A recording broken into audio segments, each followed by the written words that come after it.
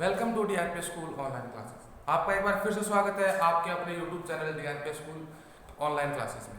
आज हम बात करने जा रहे हैं 8th क्लास के चैप्टर क्रॉप प्रोडक्शन की। क्रॉप प्रोडक्शन के हम दो पार्टों में पढ़ चुके हैं अब तक कि क्रॉप प्रोडक्शन होता क्या है, क्रॉप्स किसे कहोगे, क्रॉप प्रोडक्शन कैसे करते हैं, क्रॉप प्रोडक्शन की एप्लीकेशन क्या है और क्रॉप प्रोडक्शन की उन एप्लीकेशन के बारे में हमने अब तक 3 एप्लीकेशन पढ़ ली। 3 कौन सी पढ़ ली हमने? सबसे पहला प्रिपरेशन ऑफ सॉइल यानी मिट्टी को कैसे तैयार किया जाता है, उसके बाद दूसरा शोविंग ऑफ सीड्स यानी सीड्स वगैरह आप कैसे तैयार करते हो, और तीसरी थी हमारी मैन्योरिंग और फर्टिलाइजर। तीसरी हमने क्या पढ़ दी थी? मैन्योरिंग या फर्टिलाइजर। तो स्टूडेंट मैन्योरिंग या फर्टिलाइजर जो हमारी एप्लीकेशन थी उसमें एक वर्ड आता है क्या?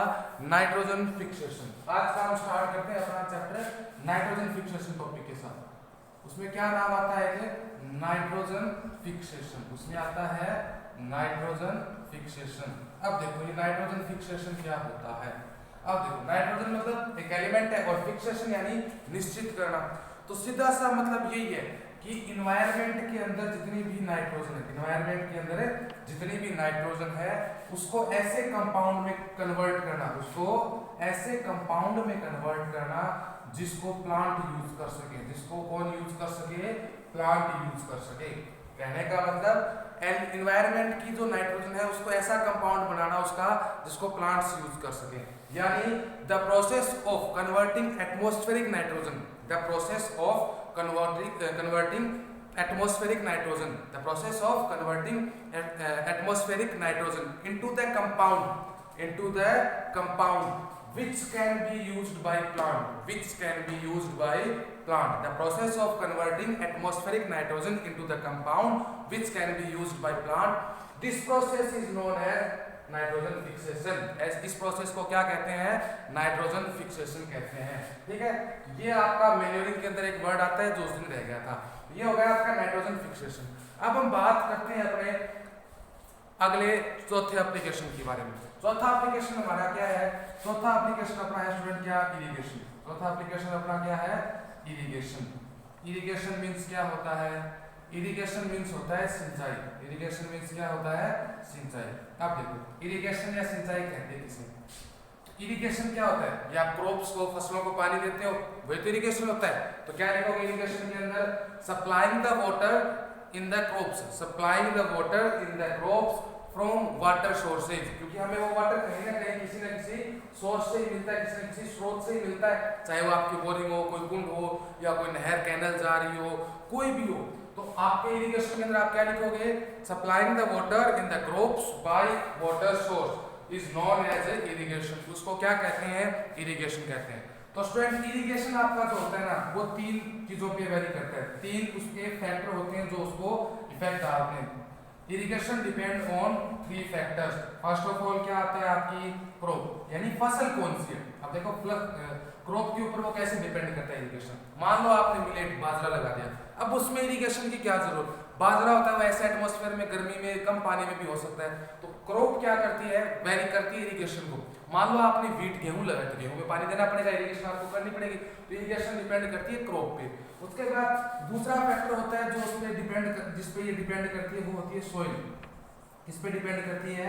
सॉइल। सॉइल यानी मिट्टी के ऊपर। मान लो आपकी मिट्टी ऐसी है खेतों की जो एक बार पानी डालने पे उसको 5-6 दिन तक अपने अंदर स्टोर कर सकते हैं, यानी उसकी वाटर होल्डिंग कैपेसिटी अच्छी है, तो उसके अंदर आपको 5-6 दिन में एक बार पानी देना पड़ेगा। और आपके ये जो खेतों की मिट्टी है हमारे राजस्थान की जो रेगिस्तानी मिट्टी है उसकी वाटर होल्डिंग कैपेसिटी क्या होती है? बहुत कम। एक बार पानी डाला, 1 घंटे बाद, 2 घंटे बाद या 1 दिन के बाद वो मिट्टी वापस क्या हो जाती है? सूख जाती है। तो आपकी सॉइल होती है वो भी इरिगेशन को क्या करती है? वेरी करती है। तीसरा स्टेप आपका आता है सीजन पे। तीसरा स्टेप किस पे आता है आपका? सीजन पे। सीजन यानी जो आपकी ऋतु होती है। ऋतु कितनी होती है मेनली? सीजन कितने होते हैं मेनली? 3 ही होते हैं, समर, विंटर और रेनी। 3 ही मेन 3 ही होते हैं, बाकी आप ऑटम या फिर और भी बोल सकते हो। तो सीजन मेनली क्या होते हैं? 3 ही होते हैं। अब मान लो आपका विंटर है, सर्दी है, तो कम पानी देनी पड़ेगी क्योंकि आपके एयर में क्या होती है? ह्यूमिडिटी होती है, आर्द्रता होती है, नमी होती है। गर्मी है तो आपको इरिगेशन ज्यादा करना पड़ेगा। रेनी सीजन है तो बहुत कम करना पड़ेगा क्योंकि बारिश होती रहती है। ये 3 फैक्टर हैं जो आपके चौथे फैक्टर इरिगेशन को क्या करते हैं, प्रभावित करते हैं। ये हो गया आपका चौथा स्टेप इरिगेशन, ठीक है। अब इस इरिगेशन या जो आपका चौथी एग्रीकल्चर प्रैक्टिस है इरिगेशन, अब इसके अंदर आगे क्या आता है, इसके अंदर आते हैं मेथड कि आप किन किन मेथड से इरिगेशन कर सकते हो, किन किन मेथड से इरिगेशन कर सकते हो। तो जो आपका एंशिएंट टाइम था, प्राचीन समय था, उस समय क्या करते थे, कुओं से डालते थे या फिर रहट यानी बैलों को जोड़ के कुएं से पानी निकाल के डालते थे या नहरों से डालते हैं। लेकिन जो मॉडर्न इरिगेशन मेथड है मेनली आपके सिलेबस में 2 ही है। मॉडर्न इरिगेशन मेथड आपके सिलेबस में कितने हैं, 2। पहला होता है ड्रॉप सिस्टम। पहला कौन सा है, ड्रॉप सिस्टम। ड्रॉप सिस्टम यानी क्या होता है, जिसको आप बूंद बूंद सिंचाई भी बोल सकते हो। ड्रॉप सिस्टम को आप क्या बोल सकते हो, बूंद बूंद सिंचाई भी बोल सकते हो। अब देखो ड्रॉप सिस्टम में क्या होता है, ड्रॉप सिस्टम में पाइपलाइन के थ्रू, किसके थ्रू, पाइपलाइन के थ्रू जो प्लांट्स की रूट होती है ना, उन रूट्स के अंदर सीधा ही पानी डाला जाता है। उस रूट्स के अंदर क्या डाला जाता है, सीधा ही पानी डाला जाता है। यानी रूट्स जो ट्री है, जो प्लांट है, उसके जो रूट है वहां पे उसके अंदर एक छोटा सा होल होगा, उस होल में से drop by drop water drops गिरती रहती हैं। तो पहला सिस्टम हो गया आपका ड्रॉप सिस्टम। ये कौन से का है, इरिगेशन का मेथड है। मॉडर्न मेथड आपको 2 याद रखने हैं, ड्रॉप सिस्टम और दूसरा आपका मेथड कौन सा है, स्प्रिंकलर मेथड। कौन सा है, स्प्रिंकलर मेथड। अब ये स्प्रिंकलर मेथड कौन सा होता है, स्प्रिंकलर मेथड यानी फवारा पद्धति। कौन सी पद्धति, फवारा। फवारा मतलब जो चलते रहते हैं बागों वगैरह में, वो फवारा पद्धति।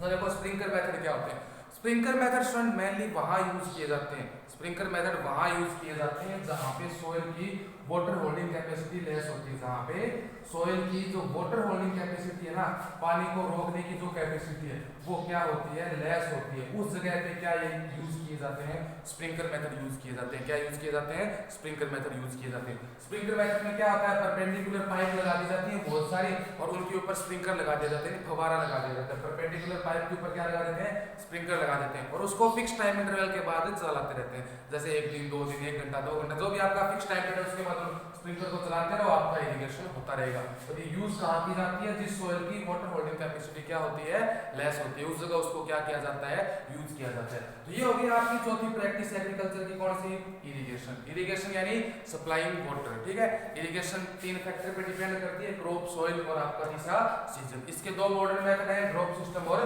Sprinkler method. अब देखो, अब इरिगेशन के बाद आपका अगला प्रैक्टिस कौन सा था एग्रीकल्चर का, 4 हो गए आपके इरिगेशन तक। अब बात करते हैं आपके 5वीं प्रैक्टिस की। 5वीं प्रैक्टिस जो आप एग्रीकल्चर के अंदर करते हो वो होती है आपकी हार्वेस्टिंग। अब आपका आता है 5th agriculture practice. 5th agriculture practice आपकी क्या है, हार्वेस्टिंग। ये होगी हार्वेस्टिंग। अब देखो हार्वेस्टिंग मतलब क्या होता है, हार्वेस्टिंग मतलब सीधा सा होता है कटिंग या कलेक्टिंग। हार्वेस्टिंग का सीधा सा मतलब क्या होता है, कटिंग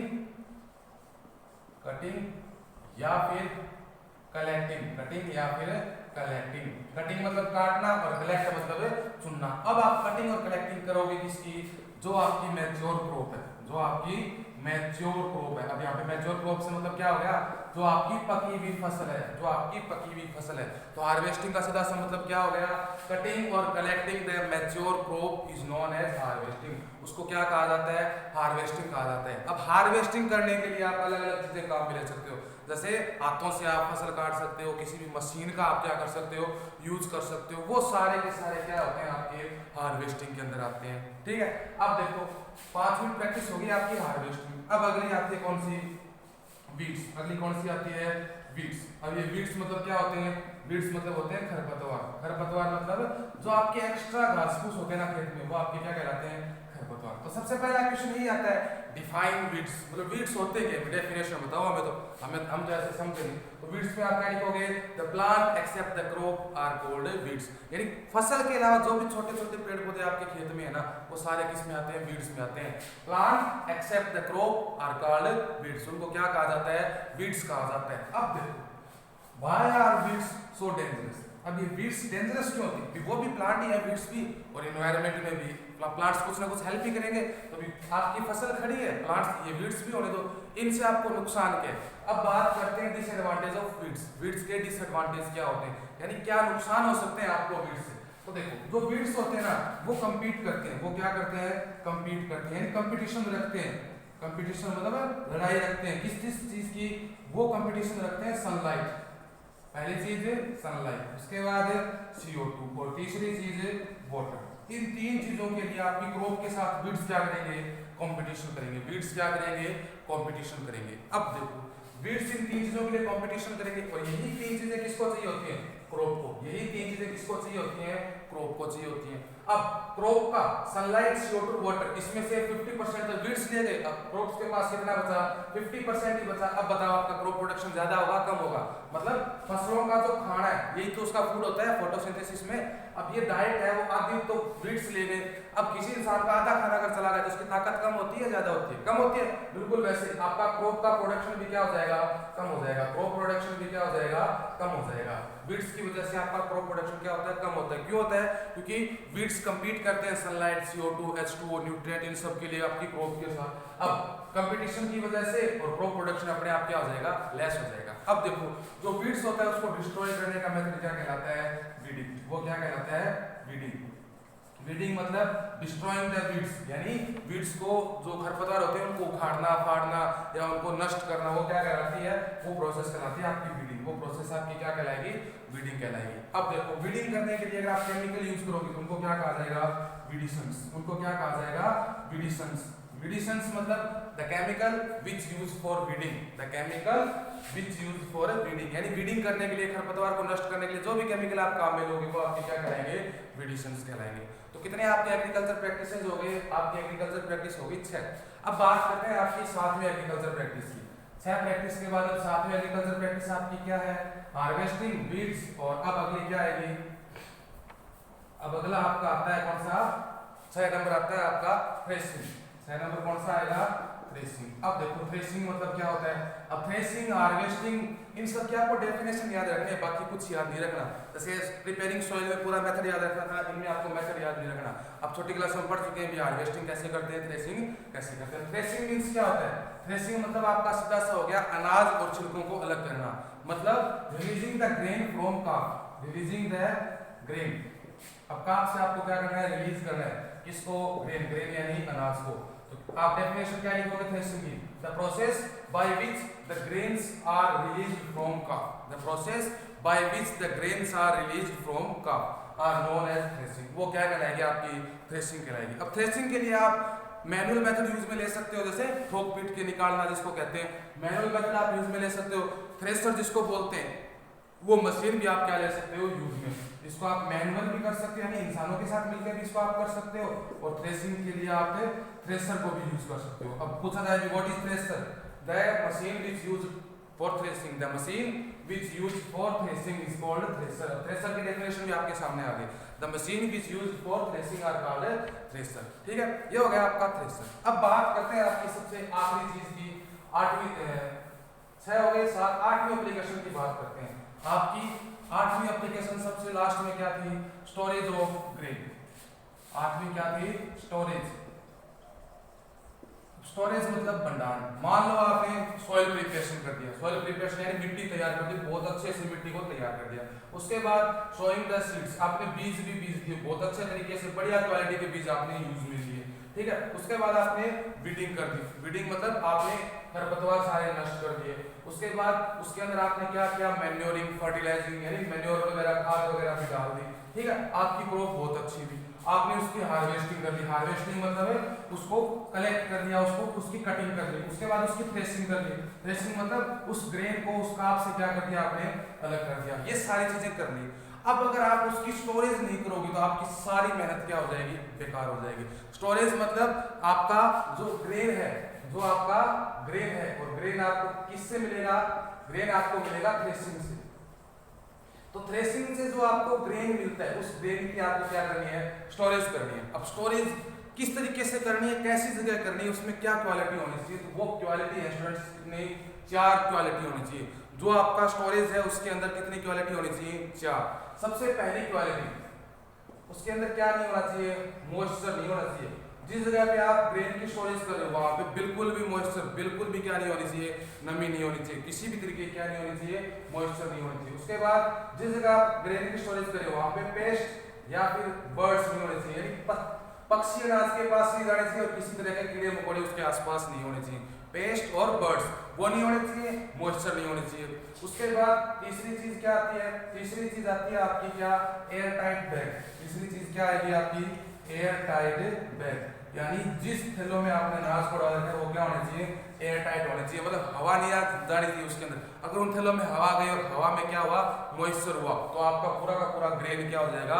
खराब हो जाएगा। ठीक है। उसके बाद चौथी चीज, वहां पे क्या नहीं पहुंचनी चाहिए? रेन नहीं पहुंचनी चाहिए। उस जगह के आसपास क्या नहीं होनी चाहिए? रेन नहीं होनी चाहिए। मतलब अगर कमरे में डाल रखे तो बारिश का पानी कमरे के अंदर नहीं आना चाहिए। ये 4 क्वालिटीज होती हैं जो आपके स्टोरेज को परफेक्ट बनाती है। कौन सी 4 क्वालिटीज? मॉइस्चर नहीं होना चाहिए, no moisture, no pest and birds, किसी तरह के कीड़े मकोड़े या पक्षी नहीं होने चाहिए, और the bags are air tight, जिस बैग्स में रखा गया वो क्या होने चाहिए? एयर टाइट होने चाहिए, और अवे फ्रॉम रेन, यानी बारिश से वो क्या होने चाहिए? दूर होने चाहिए। वो बारिश से क्या होने चाहिए? दूर होने चाहिए। ठीक है। अब बात करते हैं, आपने ग्रेन भी निकाल लिया।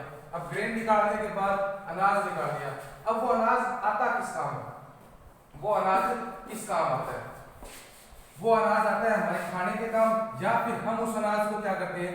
बेच देते हैं। या तो बेच देते हैं या हम खा जाते हैं। अब इन दोनों के अलावा एक तीसरा काम भी रह गया उस अनाज का।